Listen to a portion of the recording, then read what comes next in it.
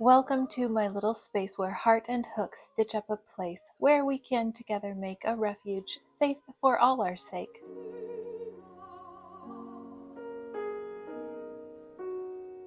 Here is Nana Bob. She's named after my grandpa, who passed away last year. I named the second Nana I ever made after my grandma, Carol.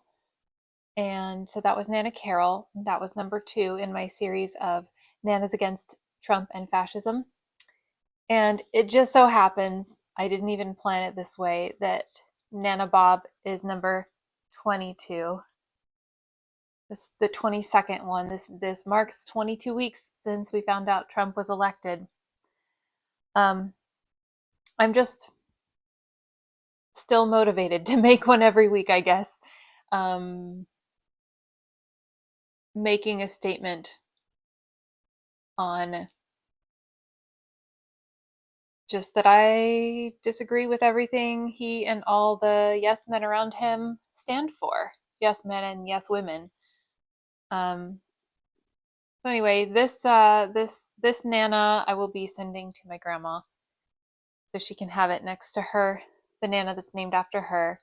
This one I did the edging in my hand spun scraps yarn. All the edges here. And then also Nana Carol, named after my grandma, she also had this sort of viney type pattern embroidered on. So I thought I'd do the same for my grandpa's inspired doll. So there's that.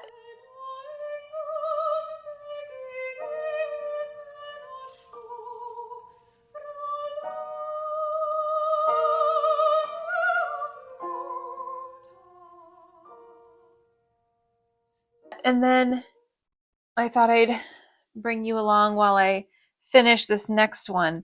So Nana Bob will be released tomorrow. I will be making my first reel on that tomorrow, which is Wednesday.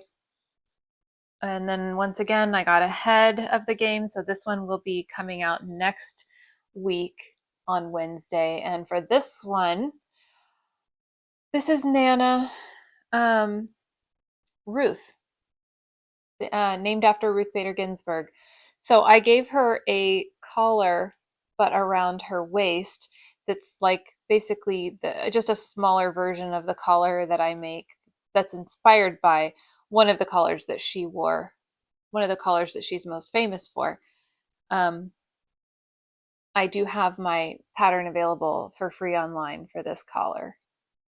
As a side note, and totally a brag, I discovered that USA Today put out an article showing where you could find copycats of the Ruth Bader Ginsburg collars, and they linked to my Etsy listing for them.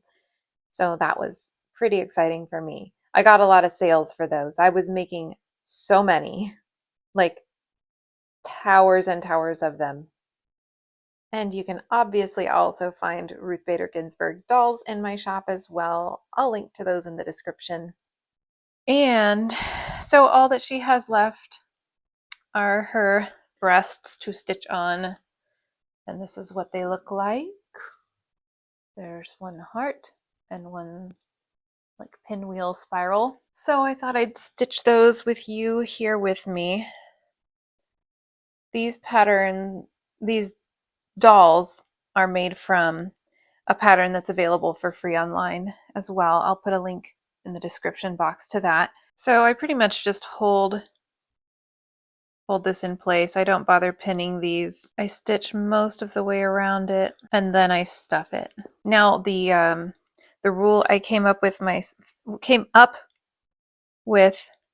for myself for this Nana was I went with the same kind of ordered yarns that I had done for the other doll, but this time I wanted to do it stripy again. And so what I did is I actually, anything that was sort of a darker or more of a dull kind of color, I did one row of, And then anything that was either light colored or bright, I did 3 rows of, and I just repeated that sequence over and over again.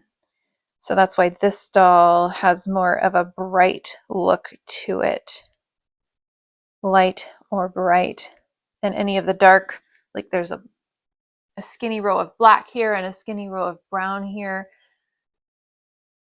I kind of like that. And I think one of the next dolls I do, I don't remember who the next person is that I'm going to name one after, but one of the next ones I do, I'll kind of do the opposite of that. Anything sort of dark or dull, I'll do 3 rows of, and then I'll have skinny, like a single row of a lighter or brighter color. So here I've stitched most of the way around this breast piece. Now I'm stuffing it through the bit of opening that I have.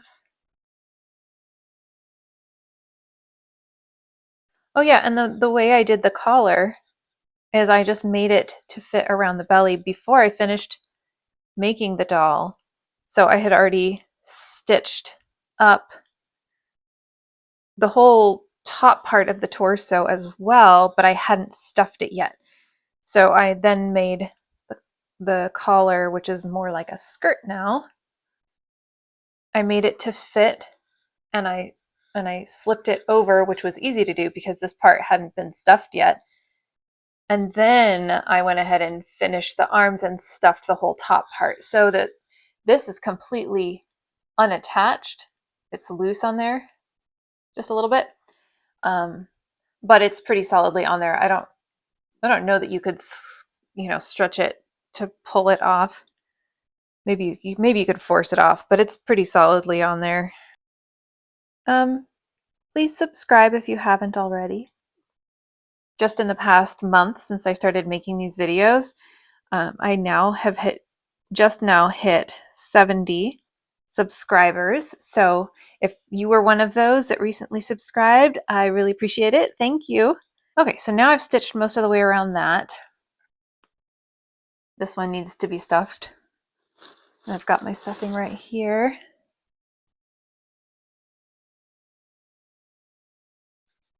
The most intriguing thing to any child or cat that is around me when I'm working is this stuff.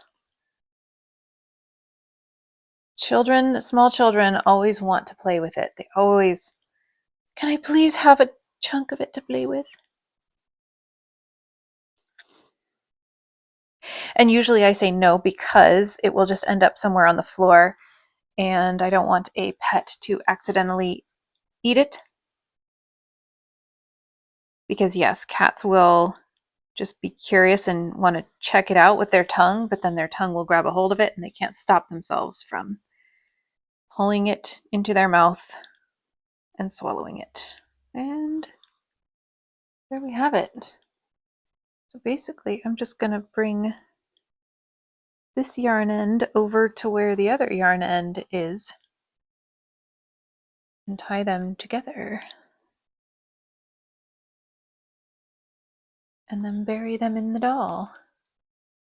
And there's some scraps to put in my scraps bag.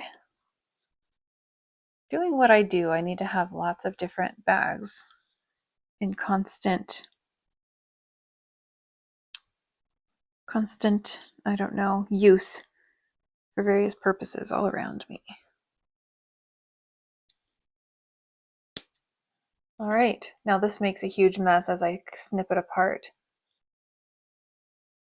to add to my bags. I'll try to catch. There we go. All right, I've cut those kind of small. And now she's done. Nana Ruth. I'll photograph her for being released next week. Ruth Bader Ginsburg. Now, the collar has not been blocked the way I like to do blocking of these kinds of collars. But over time, the acrylic yarn should relax, and you can always just sort of smooth it down like that anyway. So, wow, I like the bright quality of this one for sure. Of course, this one holds a special place in my heart. My grandpa. This is the yarn that I spun in the last video. And I figured I would go ahead and thread ply it as well. Kind of like basically the same as I did with I've been doing with my scraps yarns. Now I don't know what kind of material this is. I'm guessing it's wool, but I don't know that. And I also don't know what I'm going to use this for, but I'm making it and it'll be pretty. You know, something like this, just a random little small bit of fiber that was a gift that I've now spun, and it's a unique bit of yarn. This would be great to just include in a Nana, in an upcoming Nana, why not? Maybe the next one.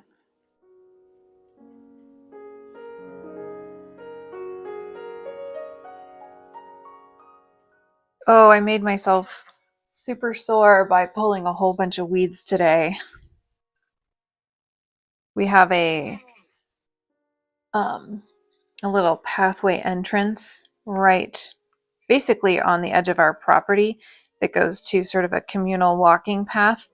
So I pulled the weeds from around the entrance to that. Oh, so there's the ball. Will it focus on there? But here I've got the thread that I'm going to use. It's the same thread I've used before. And I will knot these two together at the very ends. Let's do this. Oh, this is so much fun.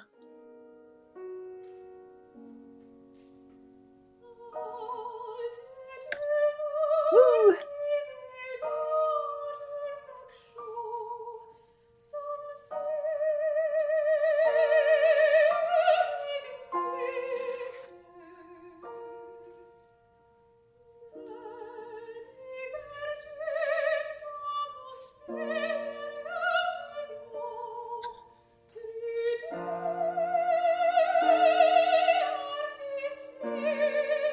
Woo! This is the fanciest yarn I've ever made.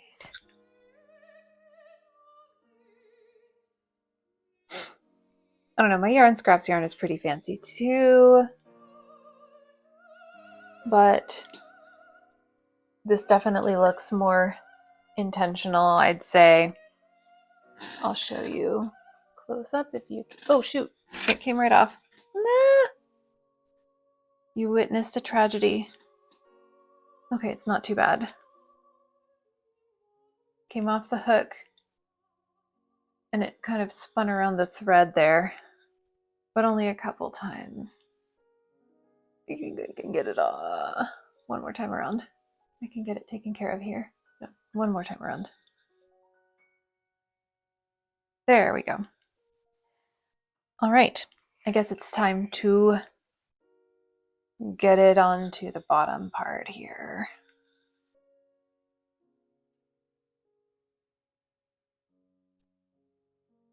Okay. I'll do one more spin. How about that? And then I'll do the rest off camera.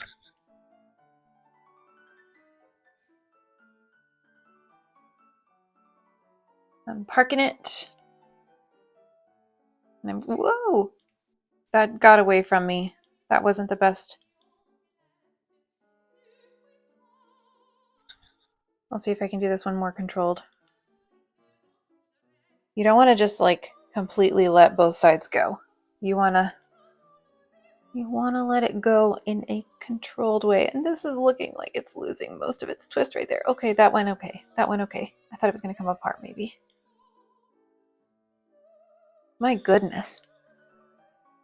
What happened? Well, whatever it is, it's interesting. Can we focus on this?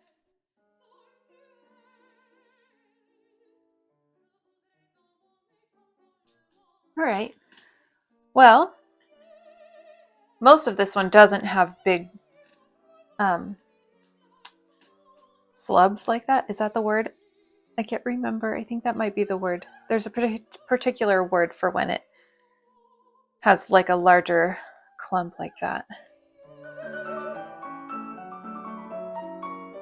Oh, and the one other thing I was going to show you right now, I'll do this now, is the back of my dress. So this is a dress I got at a thrift store a long time ago, and I noticed that it was developing a hole right in the lace. So I crocheted a flower and stitched it on. Yeah, pretty cool.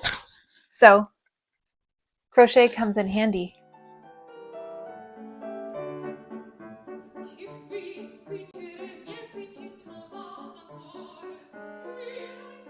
Today I've been feeling a little bit sluggish, a little bit uninspired, and I thought I would just take a moment to talk about that.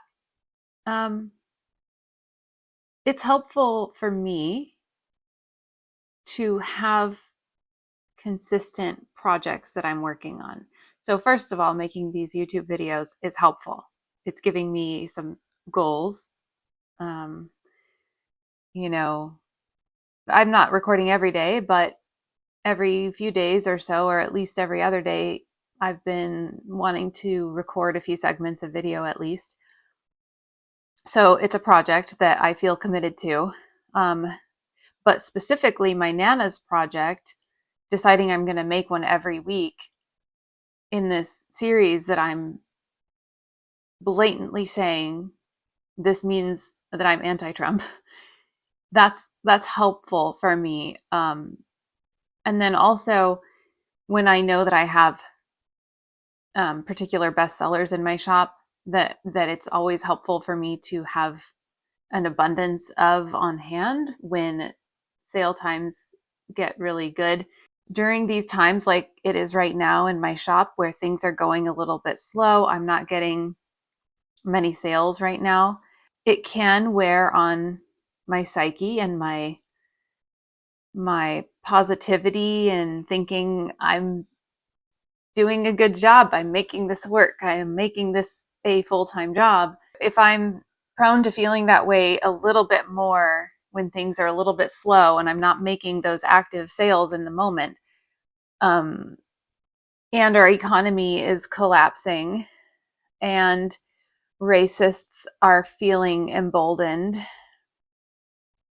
and I see Muslim women being bothered at Costco by a jerk of a white guy, I can get a little bit lost in feeling like I have motivation if I'm not actively given projects to make for customers, commissions.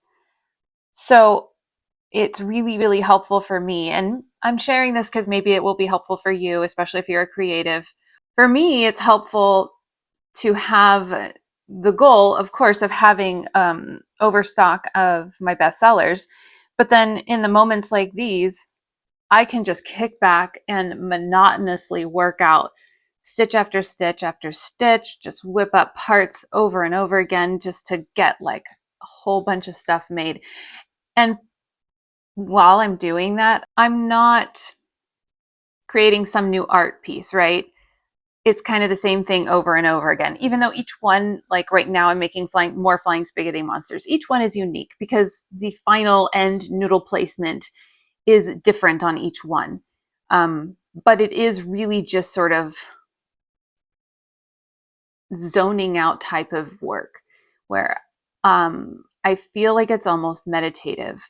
I can get into the groove. I just have to decide this is what I'm doing.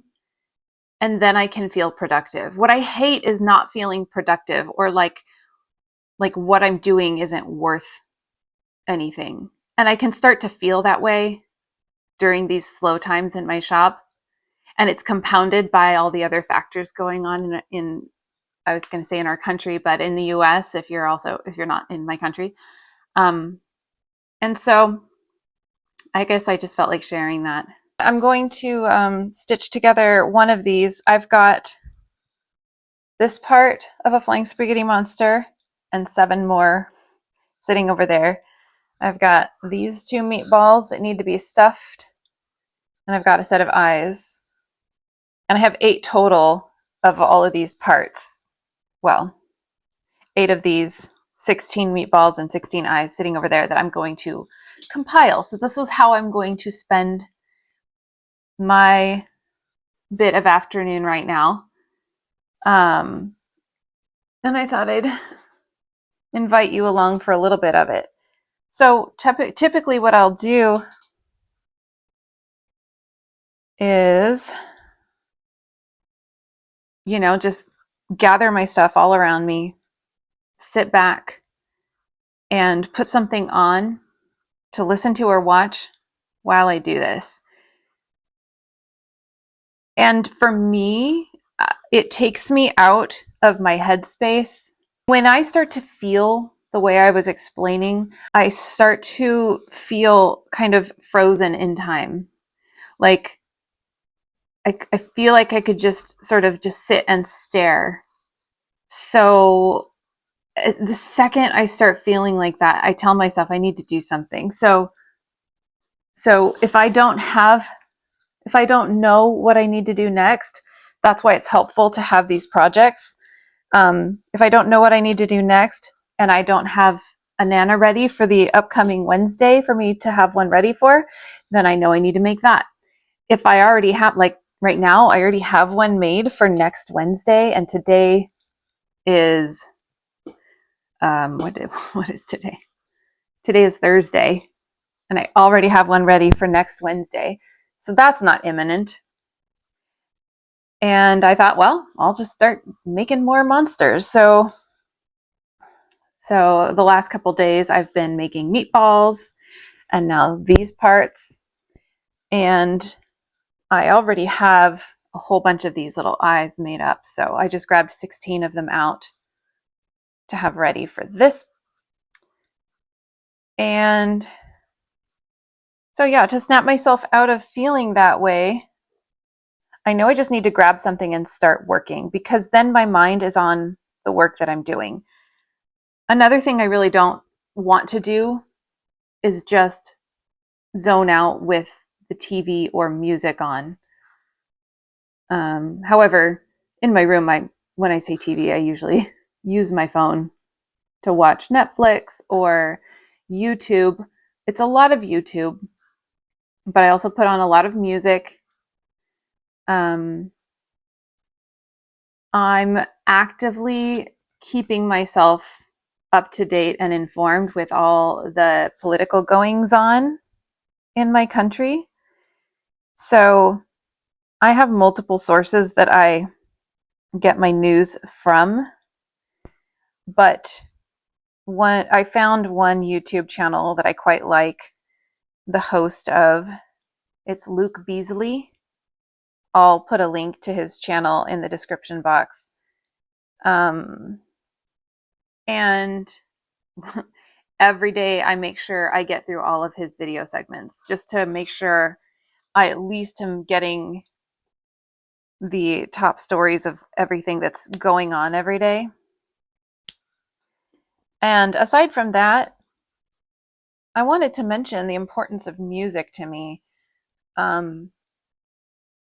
you know, I'm using my own recordings from back in the day when I was a voice student in college in all these videos. But music appreciation is a huge deal to me. So I didn't realize how much it would boost me this past year. So last year in 2024, you know, I was going to count, but I forgot to count how many CDs I bought. I've actually never bought music online, and I don't subscribe to any music services to, like, you know, streaming music. I'm very old school. I buy CDs, and I still have a car with a CD player in it. So I listen to CDs in the car, and I still have an old computer. I'm so old school, you guys. I have an old computer that still has a CD-ROM. So I listen to CDs on my computer. So last year, 2024, I just decided I hadn't bought myself any new albums for quite a while. I have lots of favorite artists, and I had neglected buying any of their new albums for the last several years. Big reason was just saving money, being really, really careful and being really frugal.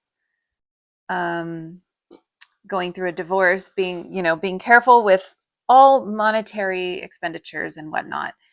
But then in 2024, last year, I just came across this artist, Aurora, on YouTube. Somebody was talking about, somebody was doing like a reaction video to her songs. And I was enchanted. She's very unique, and I got really excited. So I ordered her CDs that she had already had out. And then a few months later, she released another new album. So I got that. And I looked around and I ended up finding another artist. Actually, it was a song that I had really liked that I had heard in a show. And I looked up this artist, and she's Irish, Lisa Hannigan.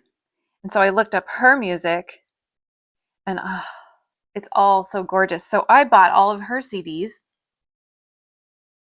And then I just went on a crazy kick, and I just was like, well, I love this artist and I love this artist. Do they have what are their new albums? What are their new albums? And I just ordered all of it. All the new albums from my favorite older artists, and all the albums of a couple new favorite artists.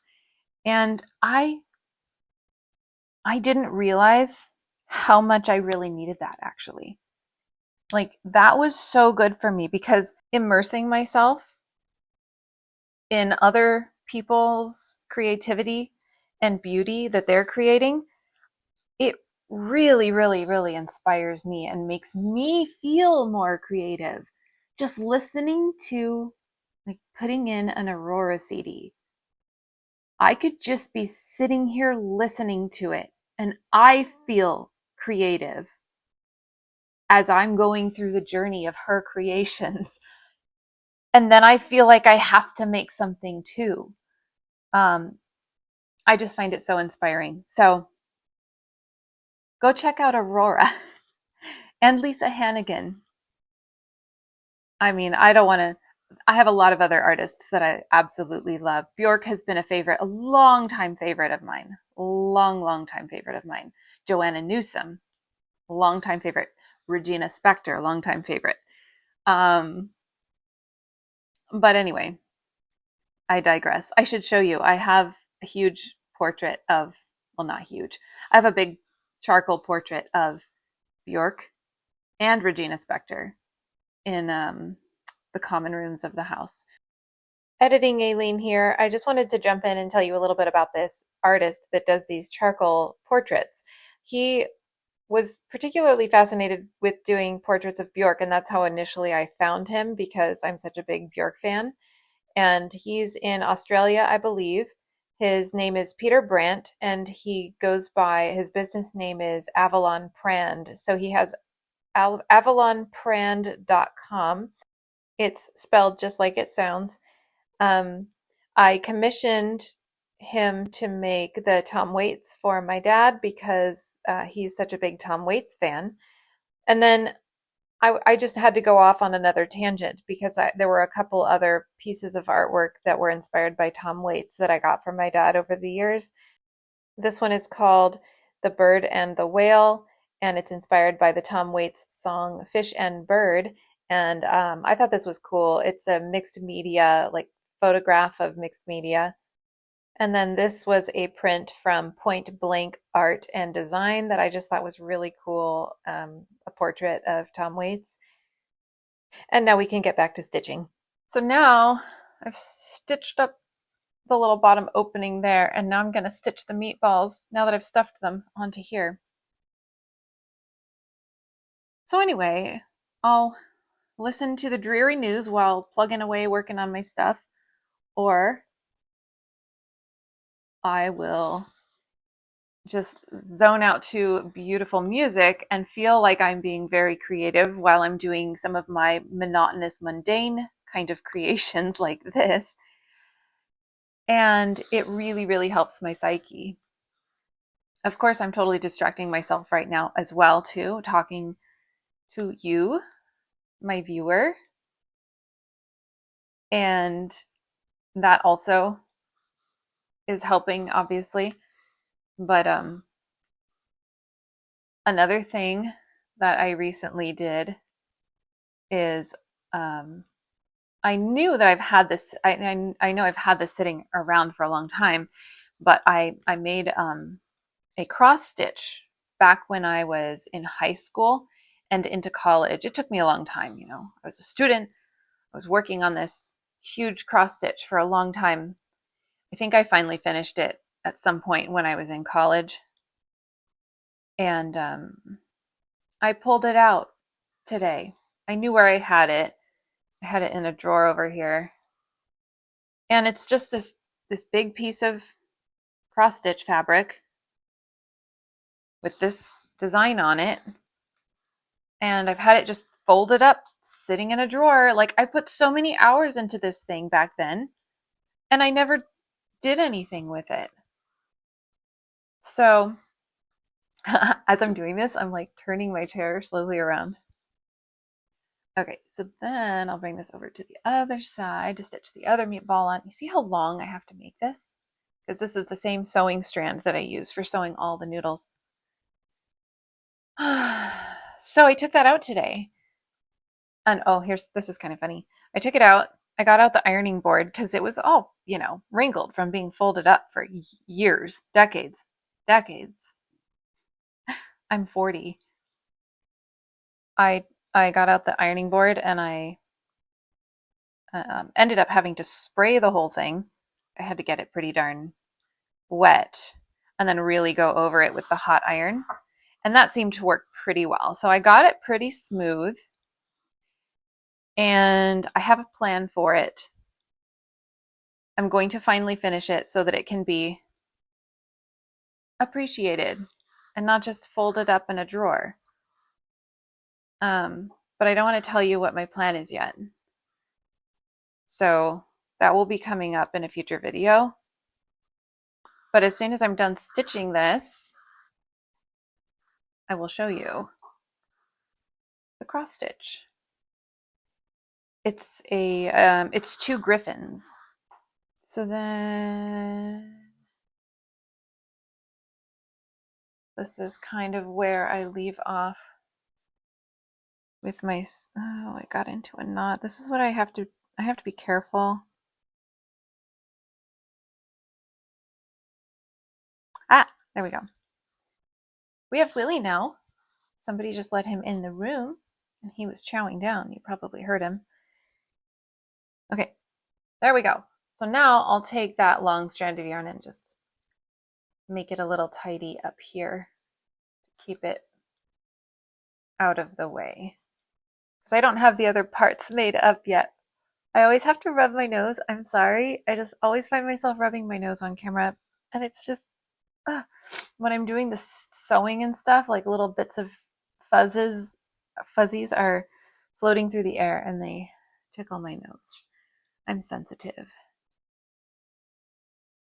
Okay, so I'm going to stitch on these eyes. So it's just a circle that goes over the front of the eye stalk. And the idea is that hopefully it looks like an eyeball just covered a little bit on the back with like some noodle skin. I don't know. Willie. Hi, Willie. That's a good boy. I figured it's only a good thing to have him in my videos sometimes because people love pets. He looks so scraggly right now. He really needs a bath. I don't give him baths, I give him showers. It's just easy with the little handheld nozzle. He hates showers though. Oh my gosh. He gets so scared. He piddles a little bit when I bend down to pick him up to take him in there. He's a traumatized dog. He's got like PTSD from his previous life before he was rescued. When his rescuers, we got him from an agency, a rescue place. They said that he was the sickest dog they'd ever rescued off the streets. He had respiratory infections, and if he looks like sort of skinny and scraggly haired now, gosh, you should have seen him when we rescued him. And he was already like, nursed back to health quite a bit when we got him. But, you could see his ribs through his fur. And there was a lot of skin you could see. His fur, his coat looks really nice and thick now by comparison. But anybody just now meeting him wouldn't know that. And also like healthy weight. He looks like a really healthy weight compared to the sunken, ribby look that he had before.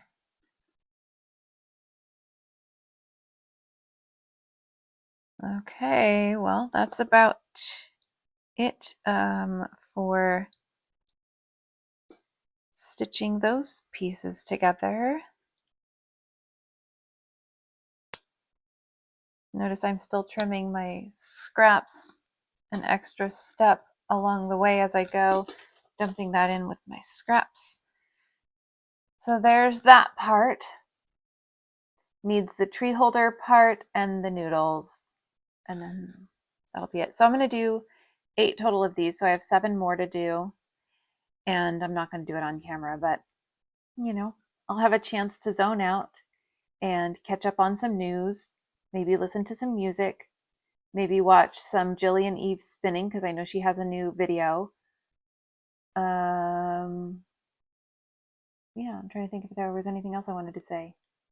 So these spaghetti monsters, by the way, I didn't say this before, but they are based on the look of that painting. Now that I think that this whole thing is a composite of different paintings. I think because I think that flying spaghetti monster there was from a different painting initially.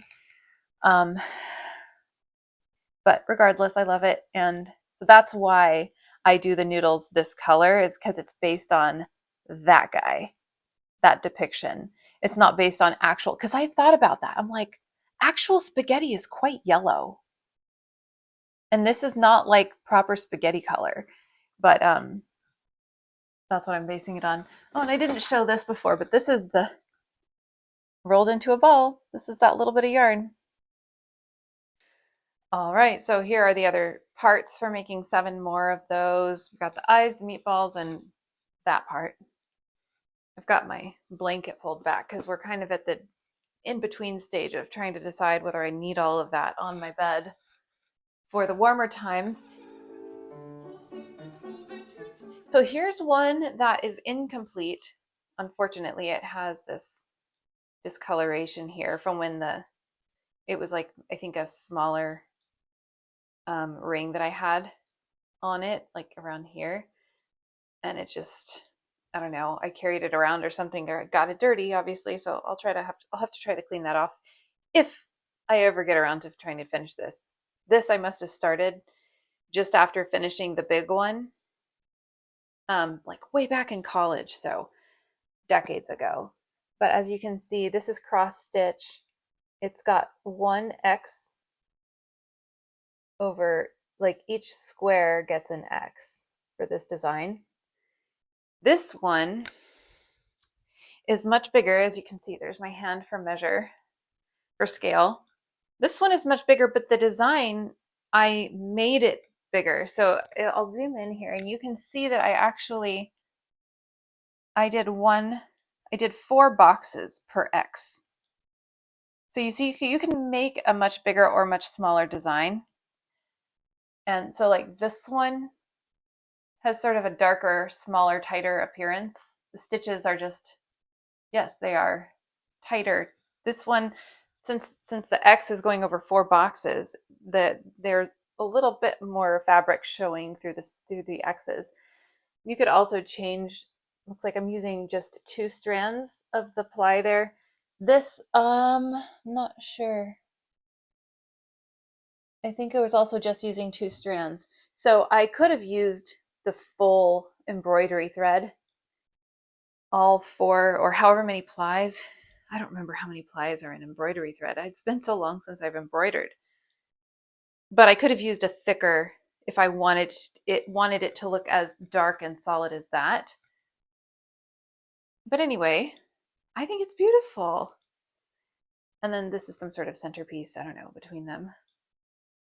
But just again, to get like in there. I did notice a couple of discolored parts that I tried to clean. There's like a little spot down here. But you know, I mean, I was a high schooler. I was carrying it around everywhere I went, working on it, taking it on vacations and stuff.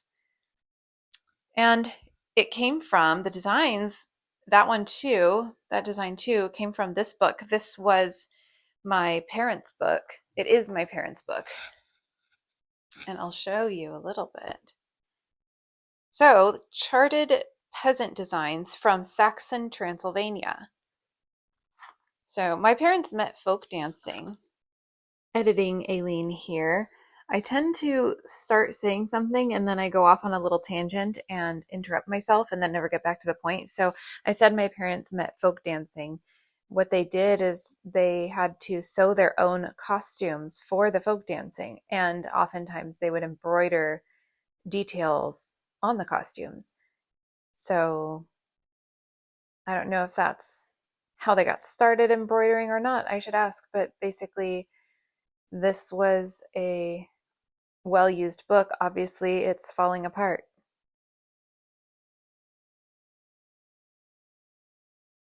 I'm not sure what those are. It probably has a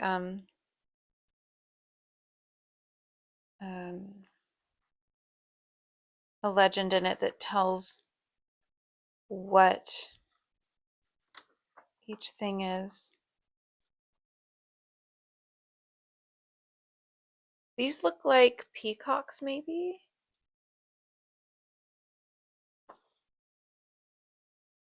This is one my dad made, and it's hanging in my dining room right now. And some of these designs I recognize because I know that my parents have done other ones. So here's one that I'm pretty sure I've seen made. This might be, let me see.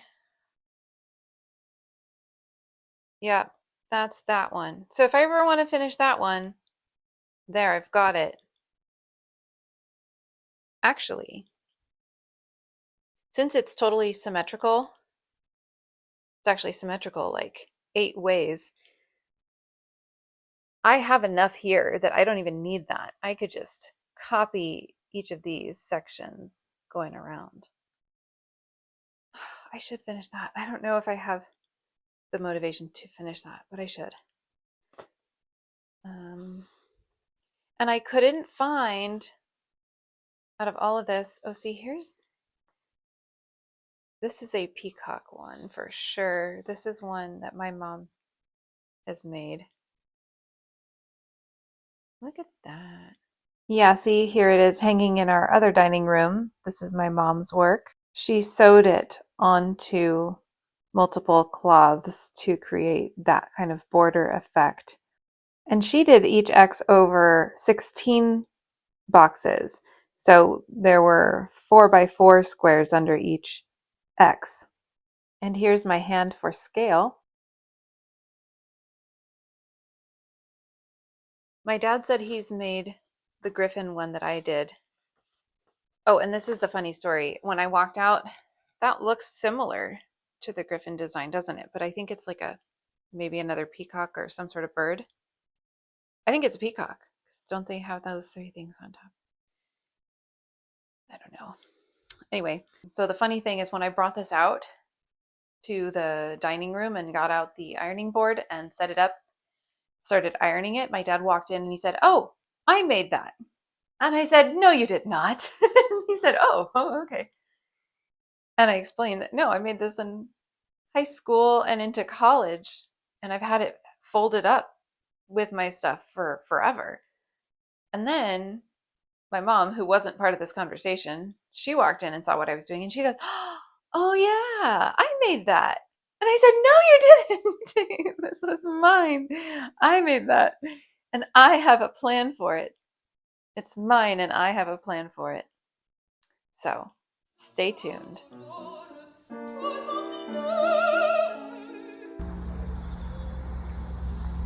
The other thing I had to do was block one more of these collars, and since I had 2 left that were already made, I went ahead and did both. So there you have it. I'm blocking the one to ship and the other one will be ready to ship. And I ran out of my pins to do 2, so I borrowed my daughter's pin cushion.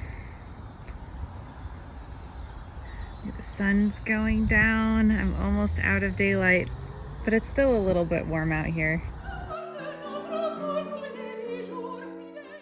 This popped up in my Facebook memories the other day, and I just found it fascinating.